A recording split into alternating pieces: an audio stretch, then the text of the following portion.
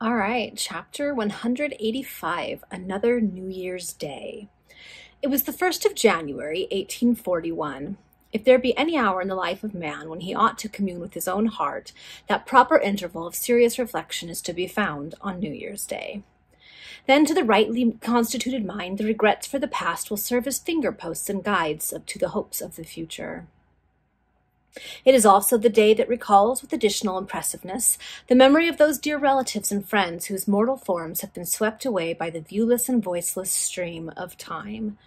Nor less do fond parents think, amidst tears and prayers, of their sons who are absent in the far-off places of the earth, or steering their way across the pathless solitudes of the ocean. But alas, little reck the wealthy and great for those whose arms defend them, or whose enterprise procures them all the bounties of the earth. An oligarchy has cramped the privileges and monopolized the rights of a mighty nation. Behold the effects of its infamous poor laws. Contemplate the results of the more atrocious game laws. Mark the consequences of the corn laws. The poor laws, not even did the ingenuity of the Spanish or Italian inquisitions conceive a more effectual method of deliberate torture and slow death than the fearful system of mental abasement and gradient starvation invented by England's legislators. When the laborer can toil for the rich no longer, away with him to the workhouse. When the old man who has contributed for half a century to the revenue of the country is overtaken by sudden adversity at an age which paralyzes his energies, away with him to the workhouse. When the poor widow whose sons have fallen in the ranks of battle or in defense of the wooden walls of England is deprived of her natural supporters, away with her to the workhouse.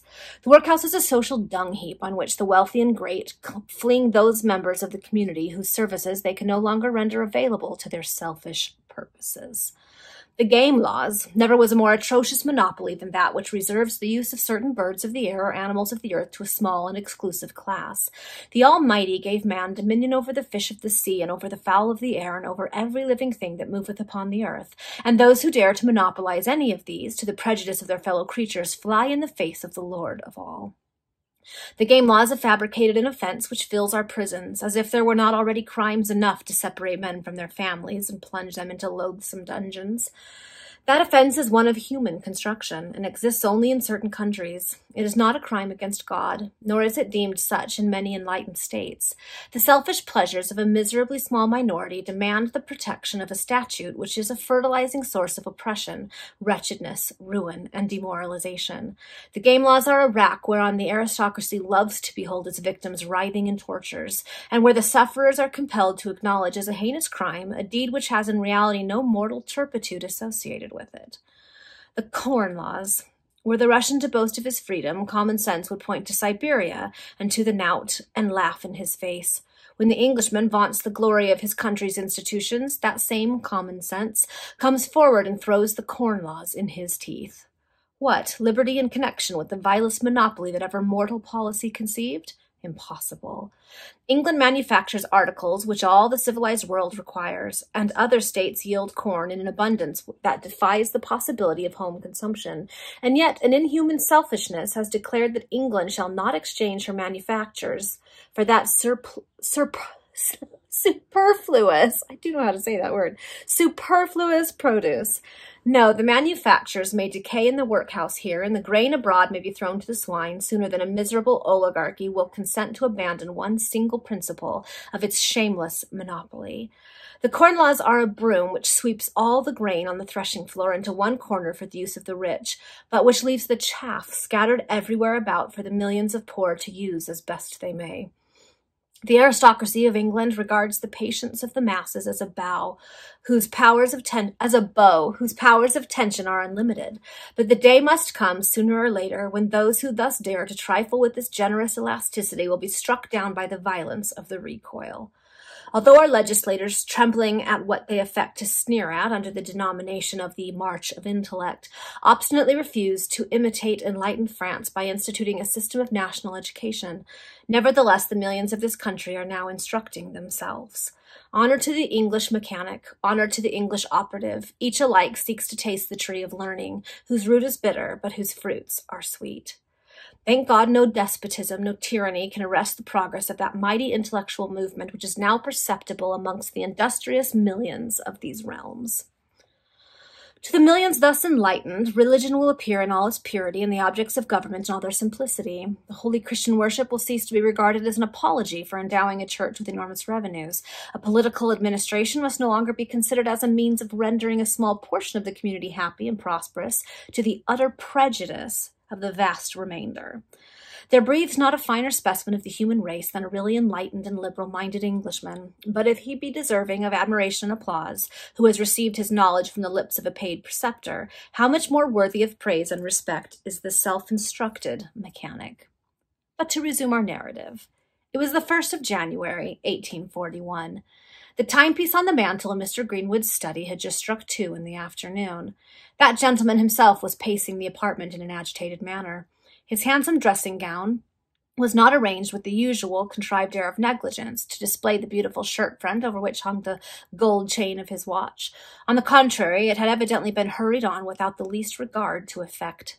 The writing table was heaped with a confused pile of letters and accounts, not thrown together for show, but lying in actual disorder, in which they had been tossed aside after a minute investigation. Though not absolutely slovenly in his present appearance, Mr. Greenwood had certainly neglected his toilet on that day, and the state of his room, moreover, proved that he was too much absorbed in serious affairs to devote time to the minor considerations of neatness and the strict propriety of order. There was a cloud upon his brow, and his manner was restless and unsettled. Curses! Eternal curses upon that Lafleur, he exclaimed aloud as he walked up and down the uneven steps. To think that I should have lost so much at one blow. Oh, it nearly drives me mad. Mad! If it had only been the 20,000 pounds of which the black-hearted French villain and his confederates plundered me, I might have snapped my fingers at fortune, who thus vented her temporary spite upon me. But the enormous amount I lost in addition, by failing to pour that sum of English notes and gold into circulation in the French capital, the almost immediate fall in the rates of exchanges and the fluctuation of the French funds. Oh, there it was that I was so seriously injured. 50,000 pounds snatched from me, as it were, in a moment. 50,000 pounds of hard money, my own money. And the 30,000 pounds that I had first sent over to Paris were so judiciously laid out. My combinations were admirable. I should have been a clear gainer of 25 pounds. 25,000, had not that accursed robbery taken place. May the villain Lafleur die in a charnel house. May he perish the most miserable of deaths. Mr. Greenwood ground his teeth with rage as he uttered these horrible maledictions. He did not, however, recall to mind that Lafleur was an honest man when he entered his service. He did not pause to reflect upon all the intrigues, machinations, plots, duplicities, and villainies in which he had employed his late valet, thus gradually initiating him in those paths which could scarcely have led to any other result than the point in which they had actually terminated, the robbery of the master by the servant whom he had thus tutored. The villain, continued Greenwood, and I was so kind to him, constantly increasing his wages and making him presents. Such confidence I put in him, too. Filippo, whom I did not trust to half the same extent, save in my intrigues with women, is stanch and faithful to me. He paused and glanced toward the timepiece. 2:30, and Tomlinson does not come. What can detain him? Surely that affair cannot have gone wrong also. If so— and Greenwood's countenance became as dark and lowering as the sky or the explosion of the storm. In a few moments, a double knock at the door echoed through the house. "Here's Tomlinson," said Greenwood, and with sovereign command over himself, he composed his features and assumed his wonted ease of manner. The stockbroker now entered the room. "You are an hour behind your time, Tomlinson," said Greenwood, shaking him by the hand. "I could not come before," was the answer. "I was detained on your business." "What news?" asked Greenwood, scarcely able to conceal his profound anxiety. "Bad," replied Tomlinson. "You have sent 16,000 pounds to look after the 50 you have already lost. Fortunately, you are a rich man and can stand reverses of this kind. Besides, one who speculates so enormously as you have done of late must meet with occasional losses. For my part, I should advise you to leave Spanish alone. It seems that you are doomed to fail in your ventures in the foreign securities. First, your French scheme was totally ruined by the villainy of your servant, and now your Spanish one, so far from enabling you to retrieve your losses, has increased them." This long speech enabled Greenwood to recover from the shock which the announcement of a new reverse had produced. "My dear Tomlinson," he said, "I am resolved to follow up my speculations in Spanish. The private information I received from an intimate friend of the Spanish ambassador is correct. I am convinced it is, and I am sure that Queen Christina, by the advice of Espartero will appropriate a sum to pay the interest on the passives. The announcement must be made in a few days. Of this I am certain.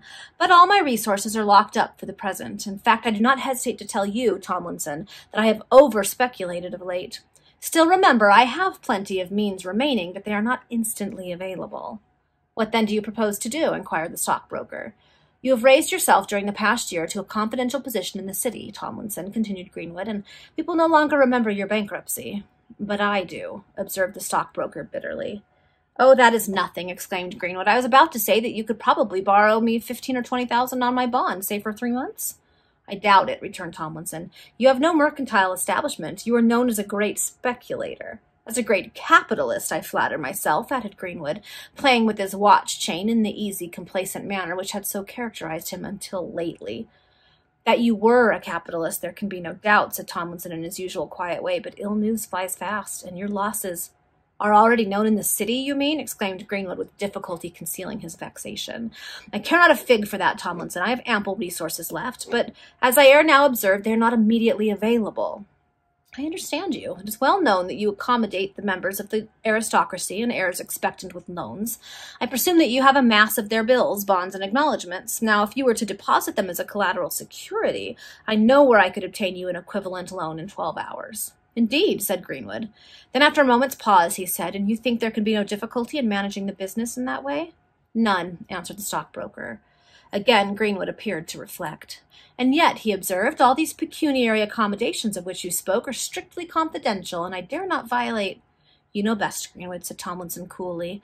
At the same time, I can assure you that my friend will not betray you. The whole thing lies in a nutshell. You deposit, say, £20,000 worth of securities for a loan of that amount to be repaid in 3 months. You redeem the documents by the day appointed, and none of your aristocratic debtors will be one whit the wiser. The transaction could only become known to them if you failed to refund the money, in which case the holder of the documents would send them into the market. I comprehend, said Greenwood. Well, I have no objection to the arrangement. When will you ascertain whether your friend will advance the money? This afternoon, returned Tomlinson, and should the reply be in the affirmative, of which I have no doubt, I will make an appointment for 4 tomorrow. Be it so, cried Greenwood. You will perhaps send me word between 5 and 6 this evening? I will not fail, said the stockbroker. Anything new in the city? Nothing particular. And your late cashier, what has become of him? Inquired Greenwood. He is still living in an obscure street in Bethnal Green, was the answer. The poor old man never stirs abroad, and his health is failing fast. Ah, it will be a good thing when he is gone altogether, said Greenwood. If he had had to do with me, I should have shipped him to New Zealand or Van Diemen's Land long ago. Tomlinson turned away in disgust and took his leave. Greenwood never moved from his seat until he heard the front door close behind the stockbroker. Then he started from his chair, and all his apparent composure vanished. £16,000 more gone, he exclaimed in a hoarse, hollow tone, while he clenched his fists with rage. Loss upon loss. All this is enough to ruin any man, and I, who have been far more unfortunate of late than I choose to admit to Tomlinson. Nothing short of one bold and successful hit can now retrieve my tottering fortunes. Securities for £20,000 indeed. Ha! I have not bills nor bonds in my possession to the amount of 3,000, and he laughed wildly. But I will have them, though, aye, and such ones as shall fully serve my purpose. Then he paced the room in a singularly agitated manner. Yes, one more bold stroke, and I shall retrieve myself, he continued. My good star cannot have altogether deserted me. No, these vicissitudes are only temporary. Accursed Lafleur, to think that he should have served me thus. Instead of proceeding to Paris with the means of following up these schemes which I had combined so well, and in which I had already risked so much, but with such absolute certainties of immense gain, instead of pursuing my career of success, to be plundered, robbed at the last moment, and compelled to return to London to raise fresh funds. Then, when in 4 days I was prepared with the necessary sum once more, with another £20,000, to receive letters which convinced me that the delay was fatal and that all was lost. Yes, fortune did indeed persecute me then, but I will even with her yet. My information concerning the Spanish debt is accurate, and on that ground I can build a fortune far more colossal than the one I have lost. Shall I hesitate, then, in obtaining this money through Tomlinson's agency? No. Having thus buoyed himself up with these hopes, which invariably urge on the gambler, whether at the actual gaming table or in the public funds, for there is little difference in a moral light between the two modes of speculation, to put down fresh stakes on the chance aimed at, Greenwood recovered his wonted calmness. He busied himself in arranging his papers and restoring neatness to his writing table. Thus passed the time until 6 o'clock, when Filippo entered the room with a letter. It was from Tomlinson. Greenwood tore it open. The contents were favorable. The stockbroker's friend had agreed to advance any sum up to £25,000 on the terms proposed, and had promised to observe the strictest secrecy in the transaction. The rest now depends upon myself, said Greenwood. Fortune has not altogether deserted me. Okay, the tables are turning.